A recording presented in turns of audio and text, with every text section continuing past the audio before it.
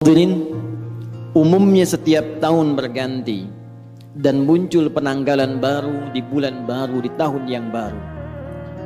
Sebagian aktivitas manusia ada yang melirik kepada waktu usia yang telah Allah anugerahkan untuk beraktivitas. Ada yang mengatakan saat ini saya telah berusia 15 tahun. Ada yang mengatakan saat ini saya berusia 20 tahun, 30 tahun, 40 tahun. Bahkan ada yang melebihi dari usia Nabi SAW saat diwafatkan Allah, kurang lebih 63 tahun. Apakah 70 tahun, 80 tahun, ataukah lebih daripada itu? Dan telah banyak di kisaran waktu yang Allah berikan, kesempatan yang Allah anugerahkan, kita isi dengan beragam aktivitas yang bahkan diiringi dengan perjuangan, keringat, darah, air mata, liku kehidupan yang telah dilalui, baik dalam kehidupan individual, di keluarga atau tingkat sosial yang lebih tinggi, dan segala aktivitas berdasarkan profesi yang telah bahkan tengah kita jalani. Dari sekian aktivitas yang telah kita lalui itu, ada satu ayat yang penting kita renungkan dalam Al-Quran. Dan ayat ini secara tajam disampaikan Allah tanpa banyak pembukaan, tanpa banyak iringan yang dalam bahasa manusia mungkin diawali dengan pengantar dan muqaddimah, tapi langsung ditujukan menghujam pada pertanyaan dasar yang dimintakan untuk diresapkan pada setiap jiwa-jiwa manusia, khususnya hamba-hamba Allah yang beriman, dari setiap pergantian waktu yang telah kita lalui, dengan pembuka dan informasi yang telah tadi kami sampaikan. Quran surah ke-59 Al-Hasyr di ayat yang ke-18. Allah Subhanahu wa taala berfirman, "Ya ayyuhalladzina amanu taqullaha wal tanzur nafsum ma qaddamat lighad wattaqullaha innallaha khabirum bima ta'malun." Hadirin, ayat ini dibuka dengan tegas oleh Allah Subhanahu wa taala untuk menghujamkan sebuah pesan yang dalam, khususnya ditujukan pada orang-orang yang telah menyatakan dirinya beriman kepada Allah Subhanahu wa taala. Dan berbahagianya kita semua, insya Allah, kita yang hadir di masjid ini, baik di area dalamnya, di luarannya, sekitarannya, insya Allah kita termasuk dalam golongan orang-orang beriman. Karena panggilan Jumat dibuka dengan panggilan iman. Quran surah ke-62 Al-Jumu'ah dengan namanya di ayat yang ke-9 itu. Ya ayyuhalladzina amanu idza nudiya lis-salati min yaumil jumu'ati fas'au ila dzikrillah. Panggilan Jumat dibuka dengan kalimat iman. Hei seluruh orang-orang yang telah menyatakan dirinya beriman kepada Allah Subhanahu wa taala, jika telah tiba seruan untuk menunaikan salat Jumat di hari Jumat itu, maka bergegaslah Anda untuk berzikir. Ingat, persiapkan diri Anda untuk menunaikan Jumat dengan sempurna. Jadi berbahagialah ketika kita hadir datang di Jumat ini. Bersyukurlah kepada Allah, karena iman kita masih diakui oleh Allah Subhanahu wa taala. Iman kita masih merespon panggilan Allah Subhanahu wa taala. Dari sekian hamba-hamba Allah, bahkan yang mengatakan dirinya beriman sampai Jumat ini, kita yang terpilih dan berada di masjid ini. Belum tentu orang yang mengatakan dirinya beriman kemudian bisa mudah untuk menunaikan ibadah Jumat ini. Tapi dari syukur yang kita dapatkan ini, hadirin sekalian, kembali kita dipanggil, disentuh dengan iman kita ini dalam ayat yang tegas Allah sampaikan di Quran surah ke-59 ayat 18 ini. Ya ayyuhalladzina amanu. Kalau kita tarik ke dalam suasana Jumat saat ini, hei jamaah-jamaah Jumat yang telah datang dengan panggilan iman itu, hei kalian yang telah menyatakan dirinya beriman kepada Allah Subhanahu wa taala.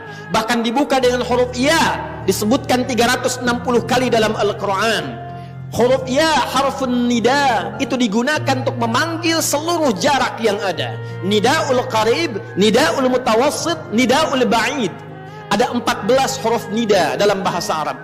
Ada a, ada ya, ada aya, ada wa, dan sebagainya. Tapi di Al-Quran hanya satu yang disebutkan, ya, karena huruf ya itu bisa mencakup seluruh fungsi panggilan dalam bahasa Arab.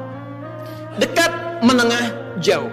Kalau disandingkan dengan kata iman, ya ayyuhalladzina amanu, seakan Allah ingin mengatakan, hei seluruh pemilik iman tanpa kecuali. Alladzina disebutkan 1080 kali dalam Al-Quran, mencakup seluruh kalangan tanpa kecuali. Besar, kecil, tua, muda, sepanjang dia merasakan dan mengakui dia punya iman. Kata Allah, hei para pemilik iman, yang mungkin diantara kalian kualitas imannya beda-beda. Ada yang kalian imannya kuat sehingga kedudukannya merasa dekat denganku. Jangankan dipanggil dalam salat fardu, bahkan sebelum datang fardu tergerak menunaikan salat sunnahnya. Bahkan sebelum datang subuh sudah bangun untuk tahajudnya. Bahkan tidak menunggu Ramadan, Senin Kamis dia kerjakan sunnahnya. Ayamul bid dia tunggu-tunggu walau belum tiba waktunya, yang dekat dengan Allah. Ada yang biasa-biasa mutawasit menengah, salat nunggu fardu, puasa nunggu Ramadan, tapi iman masih melekat dalam dirinya walaupun keadaannya di tengah-tengah hubungannya dengan Allah Subhanahu wa taala. Ada yang ba'id, mungkin merasa jauh karena maksiat yang banyak dikerjakan, tapi masih menunaikan salat walau terlambat, masih ingin mengaji Al-Quran walau kadang-kadang. Demi Allah saya katakan, sifat Rahman Allah menjadikan baik yang imannya kuat, menengah ataupun jauh disamakan oleh Allah Subhanahu wa taala dengan panggilan ini. Seakan Allah ingin mengatakan, saya tidak peduli sepanjang kalian masih ada iman dalam jiwamu dan datang memenuhi panggilanku, maka aku akan jadikan yang jauh aku dekatkan, yang menengah aku lekatkan, dan yang dekat aku semakin berikan kedudukan di sisiku. Maka berbahagialah ketika ada panggilan kita respon. Itu cara Allah untuk meningkatkan keimanan kita dan mendekatkan kedudukan kita dengan Allah Subhanahu wa taala. Karena itu, sebelum masuk kepada inti penjelasannya, Allah tegaskan dengan menggunakan kata ayyuha, disebutkan 150 kali dalam Al-Quran. Ayyunya munada berfungsi taukid untuk menguatkan pesan, haknya tandih untuk mengingatkan. Seakan Allah ingin sampaikan, aku ingatkan ya, tanamkan pesan ini dalam jiwamu yang paling dalam. Ada hal yang penting yang akan aku sampaikan, yang dengan itu akan meningkatkan iman kalian dan mengangkat derajat kalian di hadapanku, kata Allah Subhanahu wa taala. Ya ayyuhalladzina amanu, hai semua orang yang merasakan beriman, mengaku beriman, baik hubungannya dekat, jauh atau menengah, ittaqullah, tingkatkan takwamu kepada Allah. Cek keadaan takwamu, cek kuota takwamu, cek pulsa takwamu, cek bekal takwamu. Kenapa ini penting kata Allah disampaikan? Inilah selanjutnya evaluasi tajam yang dihujamkan dalam hati kita. Perhatikan kalimatnya. Wal tanzur nafsum ma qaddamat lighad. Tingkatkan takwamu kepada Allah. Kenapa takwa ini penting ditingkatkan? Kata Allah, coba cek diri kalian yang telah lama menjalani kehidupan. Mungkin ada yang belasan bahkan puluhan tahun, bahkan lebih daripada batas kuota yang barangkali standar kehidupan manusia. Ada yang di atas 100 tahun. Kata Allah, coba dicek. Selama mengalami perjalanan hidup itu, setiap perganti tahun, datang tahun baru, datang tahun yang baru lagi, datang tahun yang baru lagi. Kata Allah, pernahkah terbersit dalam benakmu, dalam jiwamu, persiapan untuk menyongsong datangnya ghad? Pagi ini sebelum Jumat, saya ingin menguatkan informasi seputar ayat ini. Satu ayat saja. Saya baca 4 kitab tafsir tadi pagi. Dari mulai Tafsirul Quranil Azim karya Ibnu Katsir rahimahullah, Mafatihul Ghaibnya Ar-Razi, Al-Kasyafnya Zamakhsyari, sampai Tafsirul Wasitnya Muhammad Sayyid Tantawi. Demi Allah kami katakan, dari 4 kitab tafsir ini semuanya satu kata dalam menafsirkan ayat ini, dan tidak ada ikhtilaf, perbedaan pendapat di kalangan para ahli tafsir. Semua mengatakan yang dimaksud dengan ghad di sini yaumul qiyamah. Yaumul qiyamah. Tibanya hari kiamat. Tibanya hisab kita di hadapan Allah Subhanahu wa taala. Dalam bahasa bebasnya, tapi lugas dan tegas, seakan Allah ingin mengatakan, "Hei, kalau besok kamu dihisab dari pergantian waktu yang telah kami lalui, dari masa yang telah kami berikan kepada kalian, dari setiap perganti tahun, tahun baru, tahun baru, tahun baru, kalau tiba-tiba besok kiamat, bekal apa yang telah kamu siapkan untuk menjunjung itu? Bekal apa yang telah kamu hadirkan untuk menghadapi hari kiamat itu?" Karena itu semua mengatakan, diungkapkan dengan kalimat ghad. Bisa Allah menyampaikan, ya ayyuhalladzina amanu taqullah wal tanzur nafsum ma qaddamat liyaumil qiyamah. Tapi kenapa Allah mengatakan ghad? yang dalam bahasa kita diartikan besok. Semua ahli tafsir mengatakan litaqrib, untuk menghunjamkan ke dalam jiwa kita rasa seakan itu. Bayangkan kiamat kalau besok terjadi di hadapan kita, bekal apa yang kita bawa?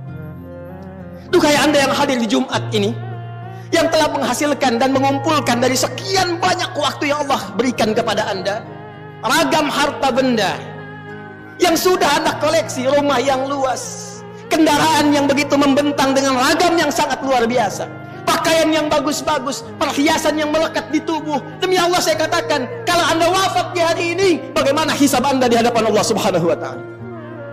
Kalau kiamat terjadi besok, apa persiapannya, kata Allah?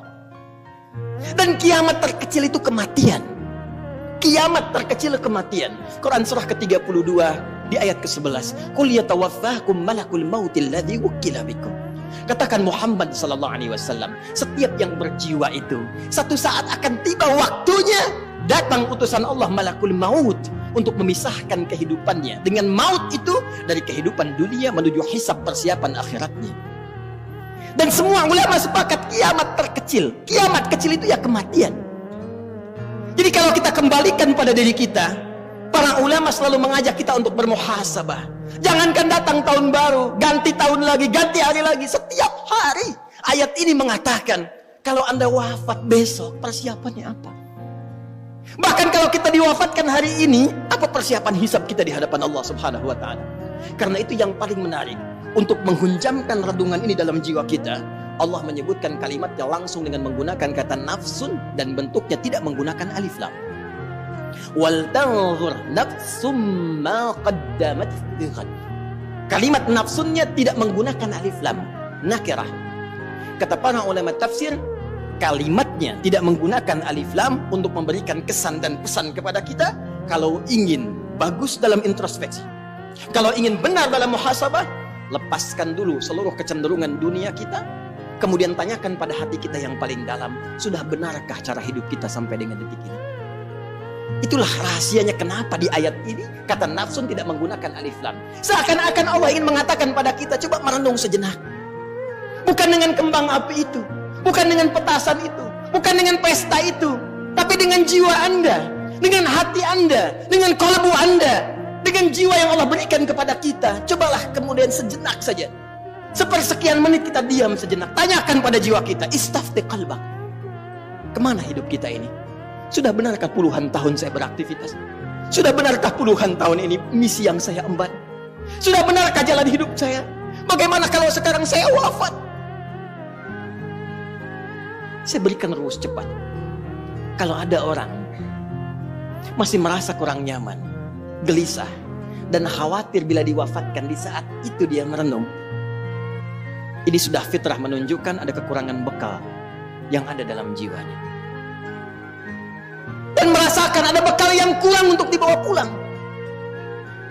Yang paling mencengangkan dan paling irasional, sudah tahu bekalnya kurang, sudah tahu yang kemarin itu masih banyak kurangnya, kok sisa yang diberikan masih main-main juga, kok sisa waktu yang diberikan masih belum serius juga. Jadi kalau sampai Jumat ini, sampai detik ini belum mampu merubah kita untuk dekat dengan Allah, Anda butuh berapa Jumat lagi? Anda butuh berapa tahun baru lagi? Apa masih senang hanya dengan urusan dunia Anda rayakan, sementara besok kita berpulang di hadapan Allah Subhanahu wa Ta'ala?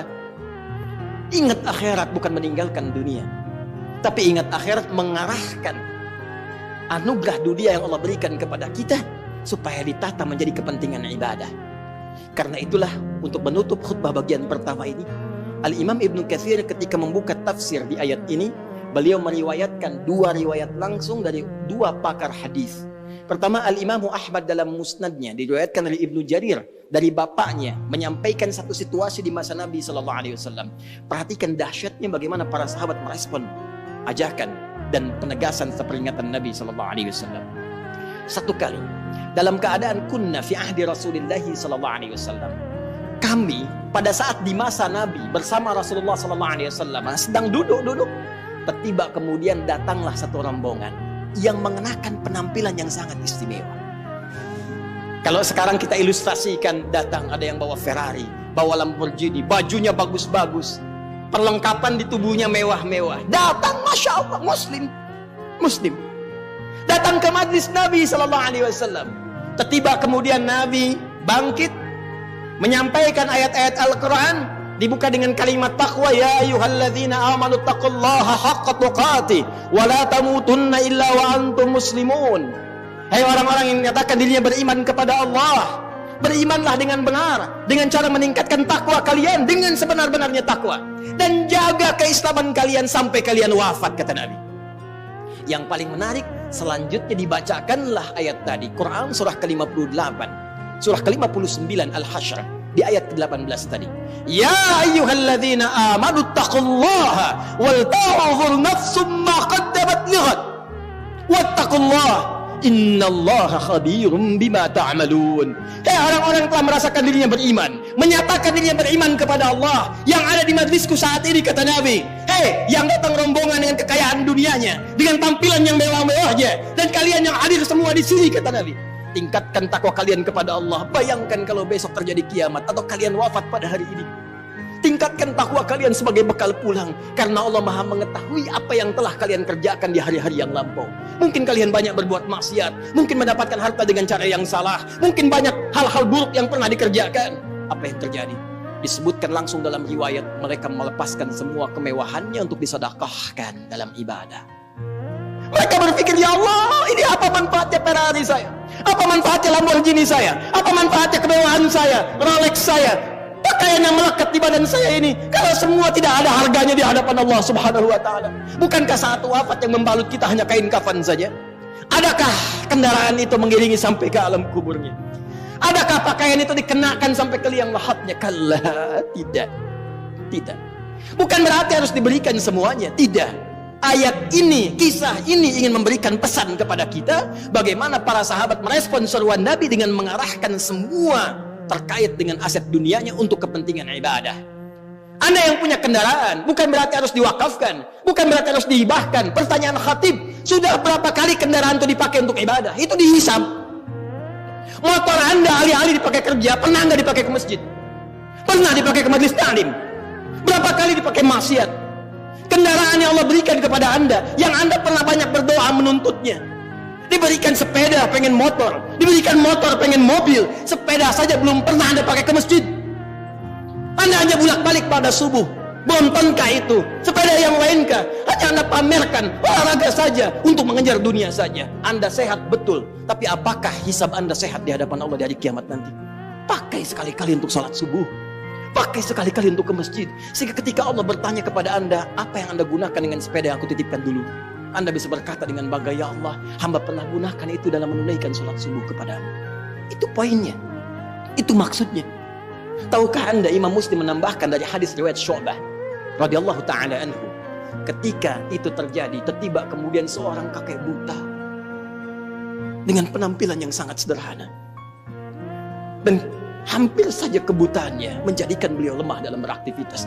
Tiba mendengar dan melihat peristiwa itu, beliau kembali ke rumahnya, bahkan memberikan apa yang ada di rumahnya untuk memberikan contoh ibadah dalam rangka bersedekah kepada Allah Subhanahu wa Ta'ala. Dan itu bermanfaat bagi orang-orang Islam pada saat itu. Sehingga apa yang terjadi? Semua berbondong-bondong orang Ansar Madinah mencontoh perbuatan kakek ini, dan keluarlah hadis yang legendaris itu, man sanna fil islami sunnatan hasanatan falahu ajruha mithla ajri fa'iliha min ghairi an yanqusa min ajrihi syai'. Siapa yang menjadi pionir dalam menyontohkan sebuah kebaikan, membudayakan kebaikan, ditiru oleh orang lain, maka dia mendapatkan pahala mengalir terus dari orang-orang yang menirunya, orang-orang yang mengikutinya, tanpa dikurangi sedikit pun. Sekarang kiranya waktunya bagi kita untuk kembali kepada Allah Subhanahu wa Ta'ala, untuk merenung di Jumat ini, memperbaiki hidup kita. Jangan-jangan memang waktunya bagi kita untuk pulang. Kalau bukan esok, mungkin hari ini kita kembali. Apakah kita termasuk dalam hamba yang diridhai? Hanya kita yang bisa berikhtiar dan menunjukkan kepada Allah untuk menjawabnya. Barakallahu li wa lakum fil Qur'anil azim, wa nafa'ani wa iyyakum bima fihi minal ayati wa dzikril hakim, wa taqabbala minni wa minkum tilawatahu innahu huwas samiul alim. Ud'u Allah yastajib lakum jami'an insyaallah.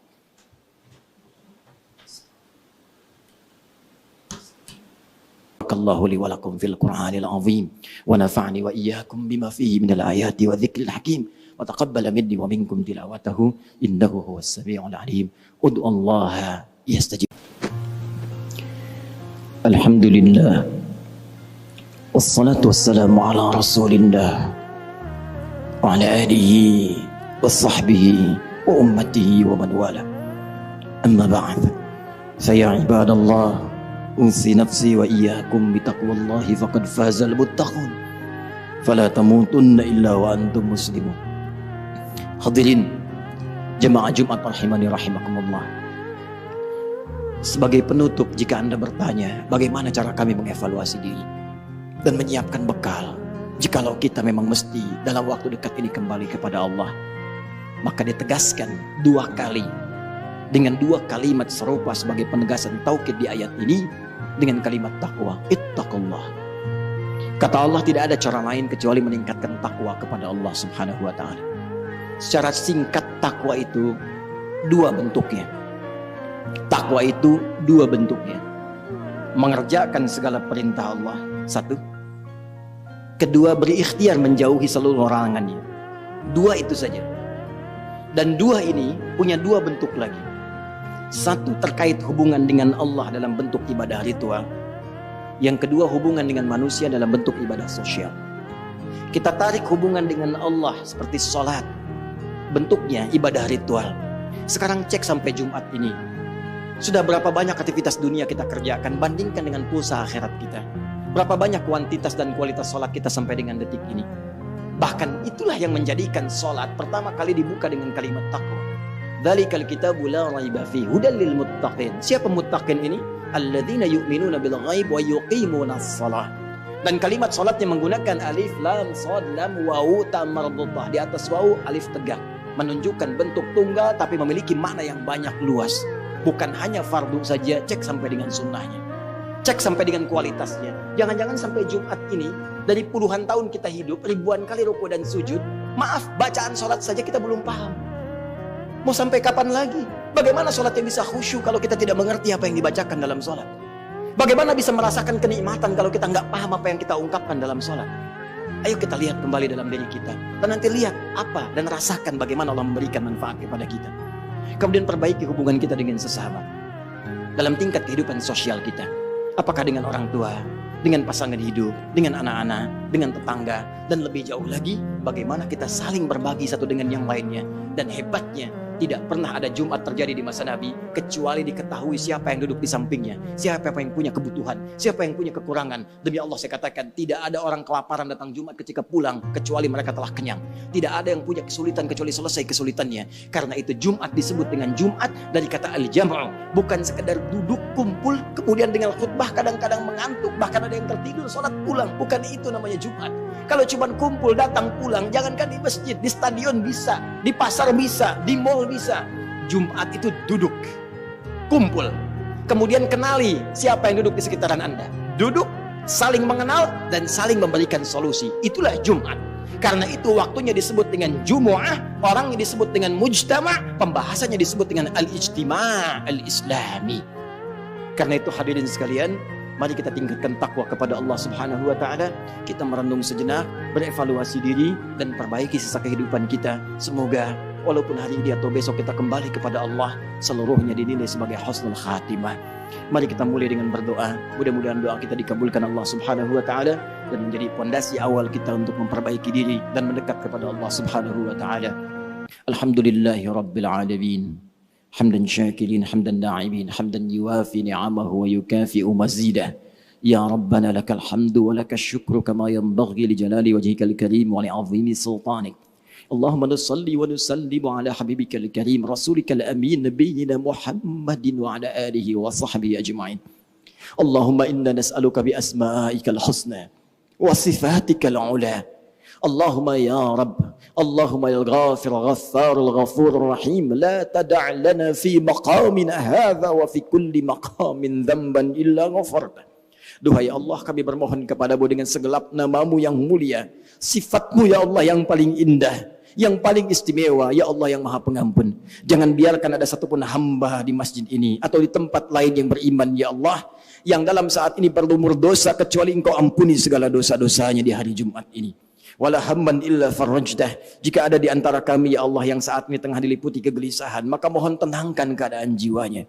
Wala dainan illa qadaitah. Jika ada yang di antara kami saat ini diliputi oleh utang piutang, maka mohon limpahkan rezeki yang halal dan baik kepadanya untuk melunasi utang-utangnya. Allahumma wala maridan illa syafaitah. Jika ada di antara kami, ya Allah, yang tengah diuji dengan penyakit seberat apapun, maka mohon angkat dan sembuhkan penyakitnya. Wa khasatan nas'aluka ya Allah birahmatika ya arhamar rahimin. Allahumma ighfir lana dhunubana wa kaffir 'anna sayyi'atina ya Allah wa khati'atina. Allahumma inna nashtaq ila rahmatik ya arhamar rahimin. Tubna ilaika taubatan nasuha. Ya Allah, kami mohon kepadamu ya Rabb, jika ada seorang pelaku maksiat satu pun di masjid ini khususnya, ya Allah, mohon sentuh jiwanya, ya Allah, kuatkan dirinya untuk berubah, bimbing ia untuk bertobat, ya Allah. Allahumma ya arhamar rahimin, hapuskan segala kesalahannya, ya Allah, perbaiki hidupnya, ya Allah.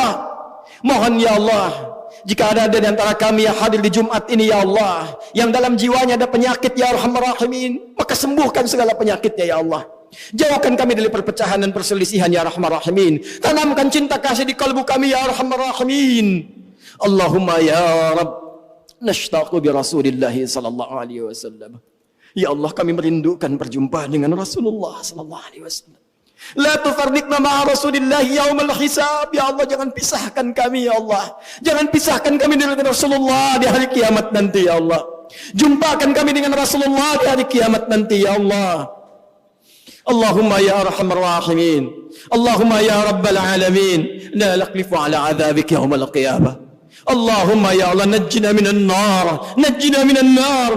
Ya Allah, kami tidak sanggup, ya Allah, menahan azab-Mu di hari kiamat. Kami tidak sanggup menghadapi ancaman-Mu, ya arhamar rahimin. Selamatkan kami dari ancaman neraka, ya arhamar rahimin. Selamatkan kami dari gangguan-gangguan kehidupan dunia, alam kubur dan akhirat, ya rabbal alamin. Allahumma najjina minasyaitonir rajim. Selamatkan kami, ya Allah. Tolong kami dari gangguan-gangguan setan yang terkutuk. Allahumma ya Allah. Allahumma dullana ala al-khair wa ala al-halalika, ya rabbal alamin. Ya Allah, berikan petunjuk kepada kami agar menjalani hidup dengan baik. Berikan kami kekuatan agar menempuh hidup dengan halal. Jauhkan kami dari perbuatan maksiat dan yang haram. Ikfina bihalalika an haramik, wa aghnina bi ta'atika an maksiatik, wa bi fadlika amman siwak. Ya Allah, kami mohon di Jumat ini, ya Allah, yang Kau janjikan untuk mengabulkan doa-doa kami, cukupkan bagi kami, ya Allah, untuk mendapatkan yang halal dari-Mu. Jauhkan kami dari yang haram-haram, ya Allah. Anugerahkan kami, ya Allah, ketaatan kepadamu. Jauhkan kami, ya Allah, dari perbuatan maksiat terhadap-Mu. Ya Allah, berikan keutamaan kepada kami dalam hidup kami, ya Allah. Keluarga yang utama, rizki yang utama, pekerjaan yang utama, jalani hidup yang utama. Jauhkan kami dari segala hal yang bisa menjauhkan kami dari-Mu, ya arhamar rahimin. Tubna ilaika, ya Allah, fi hadzal yaumil mubarak. Kami bertaubat kepadamu, ya Allah, taubat nasuha di Jumat ini, ya Allah. Kami bertaubat, ya Allah, an kulil ma'asi. Idza kana hunalika baqiyatun min ayyamina faj'al baqiyata ayyamina, ya Allah, hayatan thayyibah. Ya Allah, jika setelah Jumat ini masih ada kesempatan kami untuk hidup, maka mohon bimbing dan menjadikan, ya Allah, sisa hidup kami lebih baik daripada sebelumnya. Wa idza kana hadzal yaum min yaumil jumu'ah akhir hayatina faj'al akhir hayatina husnal khatimah. Ya Allah, jika memang di Jumat ini hari terakhir kami hidup dan hari ini kami mesti kembali kepadamu, ya Allah, maka kami mohon satu saja di hari ini, ya Allah. Jadikan akhir hidup kami, wafat kami husnul khatimah. Biqaulina, ya Allah, fi lisanina la ilaha illallah Muhammad Rasul. Ringankan lisan kami untuk mengucapkan kalimat tauhid di akhir hidup kami. La ilaha illallah Muhammad Rasul. Wa ajib bi kalimatika thayyibah mutmainnah, ya ayyatuhan nafsul mutmainnah, irji'i ila rabbiki radiyatan mardiyah fadkhuli fi ibadi wadkhuli jannati. Dan mohon jawab pada saat itu, ya Allah, dengan janjimu, dengan kalimatmu, ya ayyatuhan nafsul mutmainnah. Hei jiwa-jiwa yang tenang, hei hamba-hambaku, hei hamba-hambaku yang sudah akan pulang, irji'i ila rabbiki radiyatan mardiyah. Ayo pulang. Pulanglah dengan tenang kepada Rabbmu. Aku sudah menantimu. Pulang dengan penuh keridhaan. Aku ridha kepadamu. Engkau pun akan ridha dengan pemberianku. Fadkhuli fi ibadi wa dakhuli jannati. Masuk cepat dalam golongan hambaku yang saleh dan rasakan kenikmatan yang aku telah siapkan untukmu. Allahumma alhiqna bis salihin ma'al ladzina an'amta 'alaihim minan nabiyyin was-siddiqin wasyuhada'i was-salihin wa hasuna ulaika rafiqa. Rabbana atina fid dunya hasanah wa fil akhirati hasanatan wa qina adzaban nar. Bi fadlika subhana rabbika rabbil 'izzati 'amma yasifun wa salamun 'alal mursalin wa akhiru da'wana subhanakallahumma wa bihamdika asyhadu an la ilaha illa anta nastaghfiruka wa natubu ilaik. Walhamdulillahi rabbil alamin. Inna Allah ya'muru bil 'adli wal ihsan wa ita'i dzil qurba wa yanha 'anil fahsya'i wal munkari wal baghi ya'idzukum la'allakum tadhakkarun wa la dzikrullahi akbar. Allahu ya'lamu ma tasna'un. Ibadallah aqimus shalah.